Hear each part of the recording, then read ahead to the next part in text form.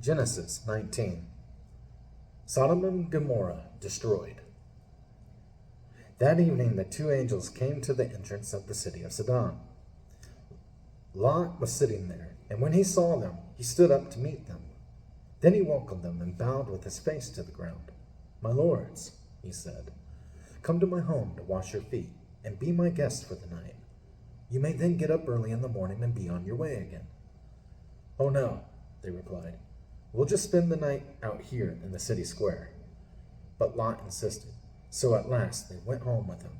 Lot prepared a feast for them, complete with fresh bread made without yeast, and they ate.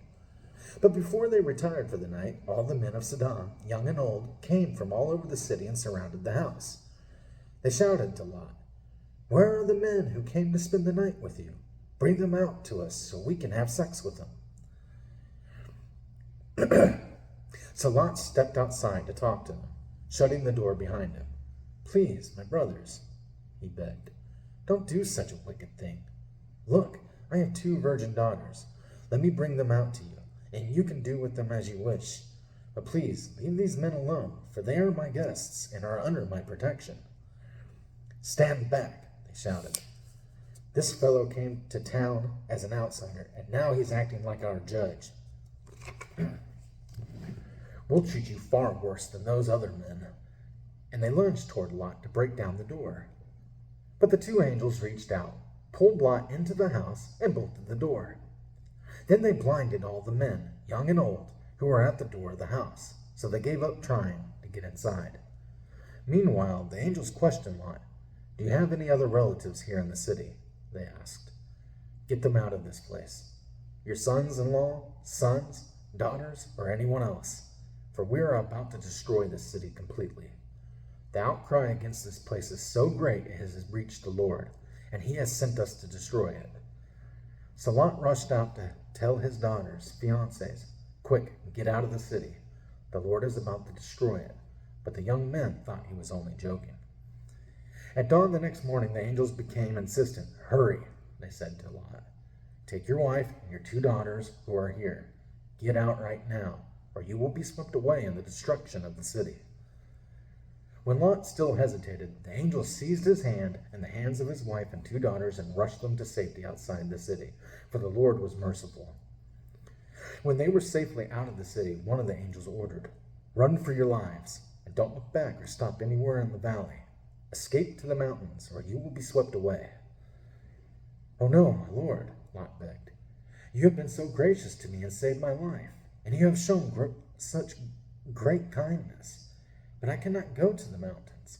Disaster would catch up to me there, and I would soon die. See, there is a small village nearby. Please, let me go there instead. Don't you see how small it is? Then my life will be saved." "All right," the angel said. "I will grant your request. I will not destroy the little village. But hurry, escape to it, for I can do nothing until you arrive there." This explains why that village was known as Zoar, which means little place. Lot reached the village just as the sun was rising over the horizon. Then the Lord rained down fire and burning sulfur from the sky on Sodom and Gomorrah. He utterly destroyed them, along with the other cities and villages of the plain, wiping out all the people and every bit of vegetation. But Lot's wife looked back as she was following behind him, and she turned into a pillar of salt.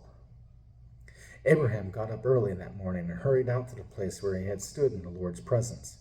He looked out across the plain toward Sodom and Gomorrah and watched as columns of smoke rose from the cities like smoke from a furnace.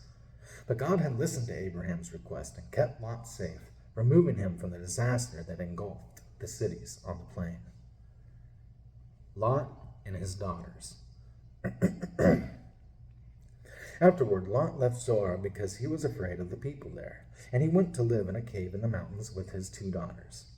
One day, the older daughter said to her sister, "There are no men left anywhere in this entire area, so we can't get married like everyone else. And our father will soon be too old to have children. Come, let's get him drunk with wine, and then we will have sex with him. That way we will preserve our family line through our father."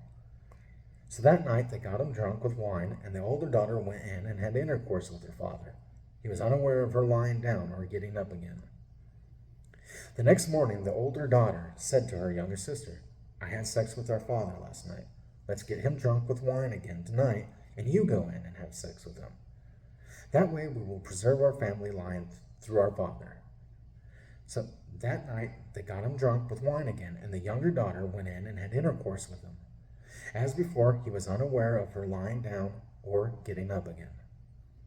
As a result, both of Lot's daughters became pregnant by their own father. When the older daughter gave birth to a son, she named him Moab. He became the ancestor of the nation now known as the Moabites. When the younger daughter gave birth to a son, she named him Ben-ammi. He became the ancestor of the nation now known as the Ammonites.